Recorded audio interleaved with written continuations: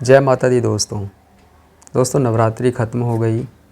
नवरात्रि पूजा संपन्न हुई और इस दौरान जिसने भी नवरात्रि किया था, नवरात्र का व्रत का पालन किया था, उन सब का वो व्रत भी संपन्न हुआ। कलश विसर्जन के साथ ही लोग इनसे मुक्त हो गए। नवरात्रि के 9 दिन जो उनकी भक्ति दिखाई देती है दोस्तों, ये 10वें दिन अचानक से कलश विसर्जन के साथ ही कहाँ चली जाती है पता नहीं, पवित्रता का कोई ख्याल नहीं। 9 दिन तक तो दुर्गा दुर्गा, जय माँ दुर्गा, जय माँ दुर्गा, और 10वें दिन मुर्गा मुर्गा। 9 दिन हुए नहीं, कलश विसर्जन किया नहीं कि इसके तुरंत बाद ही उसके मन में मटन, मुर्गा, मछली ये सब ख्याल आने लगते हैं। और ख्याल ही नहीं आते हैं, वो घर में लेकर आ जाते हैं, उसे पकाते हैं और बड़े चाव से खाते हैं। जो सारा 9 दिन का वो तप किया था, उसके बाद अचानक से धड़ाम से नीचे गिरते हैं और अपनी उसी पूर्ववत अवस्था में आ जाते हैं। ये आप लोग माँ दुर्गा को क्या समझते हैं? क्या उसे आप मूर्ख समझते हैं? आप किसे धोखा दे रहे हैं? ये कैसी भक्ति है कि प्रतिमा का विसर्जन अभी नहीं हुआ है, प्रतिमा विसर्जन के लिए अभी निकली भी नहीं है और आपने कलश विसर्जन कर दिया और फिर लगे खाने मुर्गा मटन उड़ाने। कभी तो मुझे लगता है कि ये लोग दम साध कर 9 दिनों तक रहते हैं, दम साध कर रहते हैं, और 10वां दिन जैसे ही आता है हर्षोल्लास के साथ निकल पड़ते हैं मुर्गा मटन खाने। उनकी खुशी दिन दुगनी बढ़ जाती है। खुशी किस बात की? खुशी इस बात की कि अब मुर्गा खाने को मिलेगा, अब अंडा खा सकेंगे, अब मटन खा सकेंगे। 9वीं तक तो दुर्गा दुर्गा और 10वीं को मुर्गा। मैं फिर भी प्रणाम करता हूँ इनके इस तप को, प्रणाम करता हूँ, क्योंकि कम से कम ये हमारी परंपरा का निर्वाह कर रहे हैं। कलश स्थापन करते हैं, नवरात्रि का व्रत रखते हैं और उसे निभाते हैं निष्ठा के साथ 9 दिनों तक ही, लेकिन निभाते हैं। लेकिन 10वें दिन क्या हो जाता है? आप माँ दुर्गा को ठगते हैं। माँ दुर्गा केवल 9 दिन के लिए ही विद्यमान है ऐसा तो नहीं है ना। वो तो देवी है, वो तो अजर अमर है, देवी है, वो पराम्बा जगदम्बा है, वो तो व्याप्त है, जगत को व्याप्त है करके स्थित है वो। ऐसा नहीं है कि वो 9 दिन के लिए है और 10वें दिन वो चली ही गई। देवी देवता कहीं जाते हैं, वो तो व्याप्त है जगत में, कहीं माया के रूप में, कहीं क्षमा, कहीं दया के रूप में। आप ये मानते हैं और 9 दिनों तक बिल्कुल पालन करते हैं। ये लोग मांस नहीं खाते, लहसुन प्याज भी नहीं खाते, यहाँ तक कि नमक भी बदल कर सेंधा नमक घर में चलता है। पवित्रता रखते हैं, लेकिन 10वें दिन क्या हो जाता है? ऐसा लगता है कि मानो मुर्गा के लिए ही रुके हुए थे, मटन के लिए ही रुके हुए थे, और दम साध कर एकदम से और अचानक से वो फट पड़ता है। अचानक से थाली भर के, प्लेट भर के मटन मुर्गा उड़ाए जाते हैं। और जब मैं ये कह रहा हूँ दोस्तों, तो कई लोग ये उपदेश देने आ जाएंगे कि मन चंगा तो कठौती में गंगा, कि मेरा मन चंगा है, मेरा मन साफ है, मेरा मन पवित्र है, तो फिर क्या फ़र्क पड़ता है हम कुछ कैसे भी रहें, मन तो हमारा साफ है ना, मन तो हमारा पवित्र है ना। तो भाई, अगर तुम्हारा मन इतना ही पवित्र है तो जैसा खाते हैं अन्न वैसा होता है मन। तुम्हारा अगर मन इतना ही पवित्र है तो तुम पहले ही मांस नहीं खाते, तुम पहले ही इसका त्याग कर चुके होते। लेकिन चूँकि नवरात्रि आ गई है और 9 दिनों तक एक ढोंग करना है। मैं इसे ढोंग कहूँगा, क्योंकि दम साध कर रहते हैं और 10वें दिन शुरू हो जाते हैं। यह एक बेईमानी कहूँगा मैं इसे। अगर तुम ये मानते हो कि मन चंगा और कटौती में गंगा, मेरा मन साफ है, तो वो उन 9 दिनों के दौरान भी तुम खाओ ना मुर्गा मछली, तुम खाओ ना मटन। क्यों नहीं खाते हो? तुम नहीं खाते हो इसका मतलब तुम कहीं ना कहीं ये मानते हो कि ये चीज़ें हमें अपवित्र करेंगी, ये चीज़ें हमारे मन को साफ नहीं रख पाएंगी, इसीलिए तुम इसका त्याग करते हो। तुम ये मानते हो, कहीं ना कहीं तुम्हारा ये हृदय मानता है, एक परंपरा का निर्वाह करते हो, और फिर अगले ही दिन सब कुछ छोड़कर टूट पड़ते हो बिल्कुल। ये लोग खाए बिना नहीं रह सकते दोस्तों। इन लोगों से मैं कहना चाहूँगा कि ठीक है, तुम्हें मुर्गा मटन खाना है, तुम्हारा तप 9 दिन के लिए ही था, और तप देवी के लिए नहीं था। वो 9 दिनों तक मुर्गा मटन ना खाने का वो तप था उनका।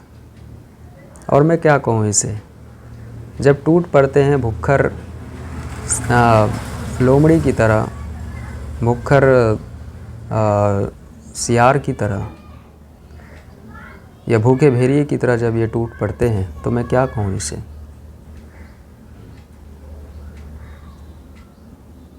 टूट पड़ते हैं और लगते हैं खाने, जो उनकी इच्छा होती है खाए जाते हैं। जीव हत्या होती है और फिर उस हत्या करने के बाद उसके मांस को खाते हैं, तो मन पर क्या असर पड़ेगा? मन तो अपवित्र होगा ना। क्रिया जो हुई है उसकी प्रतिक्रिया आपके मन पे पड़ेगी, और इसीलिए तो जो भक्ति करते हैं उनके जीवन से ये मांस मछली चले जाते हैं, वो नहीं खाते इसे। और केवल 9 दिनों तक नहीं खाते ऐसी बात नहीं है, या फिर किसी विशेष देवी देवता के अनुष्ठान में या उनके पर्व में ही नहीं खाते हैं, ऐसा नहीं है। वे हमेशा के लिए छोड़ते हैं इसे, हमेशा के लिए त्यागते हैं, सात्विकता अपनाते हैं, और सात्विकता में ही भक्ति है। तो मन चंगा और कटौती में गंगा, ये तो तुम उपदेश दो मत, क्योंकि अगर मन तुम्हारा चंगा होता तो तुम पहले ही मांस नहीं खाते। और अगर मन चंगा कटौती में गंगा, ये भावना इतनी ही लोड़े मार रही है तुम्हारे अंदर, इतना ही दृढ़ है, तो फिर उन नवरात्रि के 9 दिनों में क्यों छोड़ते हो? उस दिन भी खाओ, खाओ और कहो, इस गाने को गाओ कि मन चंगा कटौती में गंगा। नहीं करोगे ना, क्योंकि ये अपवित्र होती है ये चीज़ें। कई लोग पाठा और भैंसा ये सब काटते हैं और इसे प्रसाद के रूप में ग्रहण करते हैं। ये लोग भुक्खड़ हैं, ये लोग कोई भक्ति नहीं करते, ये लोग कोई देवी देवता को समझते नहीं है ये। अरे जिस बकरे को काट रहे हो, जिस भैंसे को काट रहे हो, वो जीव है ना, उसके अंदर भी वही जीव है, वही आत्मा है जो तुम्हारे भीतर है। तुम अगर जगदम्बा के बेटे अपने आप को समझते हो, तो वो जीव भी उसी पराम्बा का बेटा है। शरीर अलग है, बनावट अलग है उनकी, लेकिन है तो वही वो। तो माता केवल तुम्हारे लिए नहीं है, वो उसके लिए भी है, और जगत के लिए है। तो जगत में केवल तुम ही नहीं आते हो, जगत के सारे जीव आते हैं, सारे जंतु आते हैं। तो तत्व में है ना भगवान। भगवान तो कोई मूर्ति और बनावट में नहीं होता है, तुम्हारे भाव में होता है, और तुम्हारा वो जो भाव है वही उस भक्ति को प्रकट करता है। और इस भाव को केवल 9 दिनों के लिए क्यों धारण करना, इसे हमेशा के लिए धारण करना, ताकि आप एक मिसाल बन जाओ, भक्ति की मिसाल बन जाओ। दोस्तों, जो मीट मछली खाते हैं और 9 दिनों के लिए त्यागते हैं, उनके तप को प्रणाम है। प्रणाम है कि भाई तुमने 9 दिनों तक खाया नहीं, विसर्जन के लिए प्रतिमा जा रही है और तुम मुर्गा खा रहे हो उसके बाद। कम से कम अपनी इस तप को बढ़ाओ थोड़ा सा। दिवाली के बाद, दिवाली या फिर छठ के बाद खाओ, तो तुम्हारी ये जो तप की साधना है थोड़ी और लंबी हो जाएगी। और तप लंबा होगा तो उसका फल भी और बढ़कर मिलेगा तुमको। अगर तुम मुर्गा मछली नहीं छोड़ सकते, तब ये विकल्प मैं तुम्हारे लिए कह रहा हूँ कि इसे बढ़ाओ, दिवाली तक बढ़ाओ, दिवाली के बाद छठ तक बढ़ाओ। कम से कम 2-3 महीना के लिए छोड़ो, तब तुम्हारे तप को मैं मान सकता हूँ। लेकिन जो मुर्गा मछली के अतिशय प्रेमी हैं, जो मांस भक्षण के आदी हो चुके हैं, ऐसे लोग जब 9 दिनों के लिए मुर्गा मछली छोड़ देते हैं तो इसको अपने जीवन का सबसे बड़ा तप समझते हैं, अपने जीवन की सबसे बड़ी उपलब्धि के रूप में देखते हैं, और इस पर हमें हंसी आती है। जीवन की उपलब्धि जीवन पर्यंत चलनी चाहिए, और उसके लिए अगर आप त्याग करते हैं, अगर किसी अपवित्र चीज़ का त्याग करते हैं, तो वो आपके जीवन से ही हट जाना चाहिए। त्याग का मतलब पूरी तरह से उसे खारिज करना। ऐसा नहीं कि सुविधा के अनुसार ग्रहण कर लिए और सुविधा के अनुसार हटा लिए, तो ये तो ठगी हो जाएगी, ये तो बेईमानी होगी, ये तो बेईमानी हो गई ना।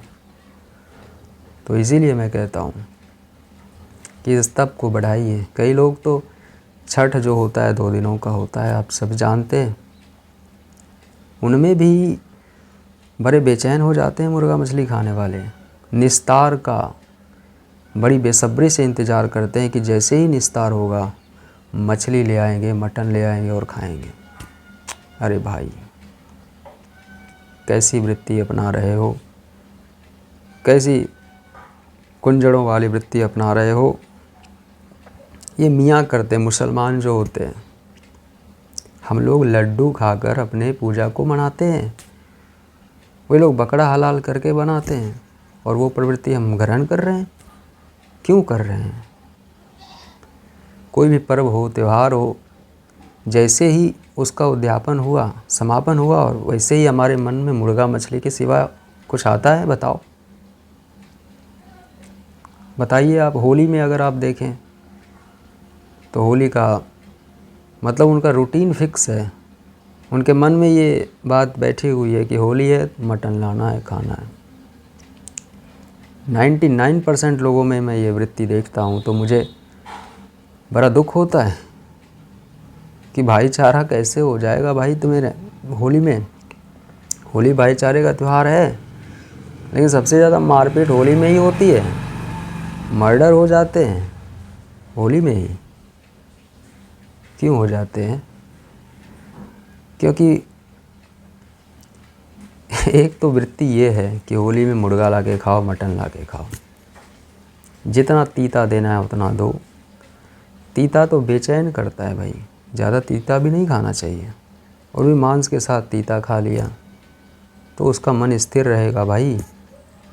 गर्मी बढ़ेगी शरीर में, वात रोग बढ़ेगा, वायु का विकार हो जाएगा, तो मन बिगड़ेगा, और मन के बिगड़ने से ही तो सारा बिगड़ा हुआ खेल होता है। तो फिर हमें ये समझना चाहिए कि हम अपने जीवन में अगर सात्विकता को अपना रहे हैं, जीवन पर्यंत इसे धारण करें। आप देवी को ठग लोगे क्या? आप उनके भक्त बन जाओगे क्या?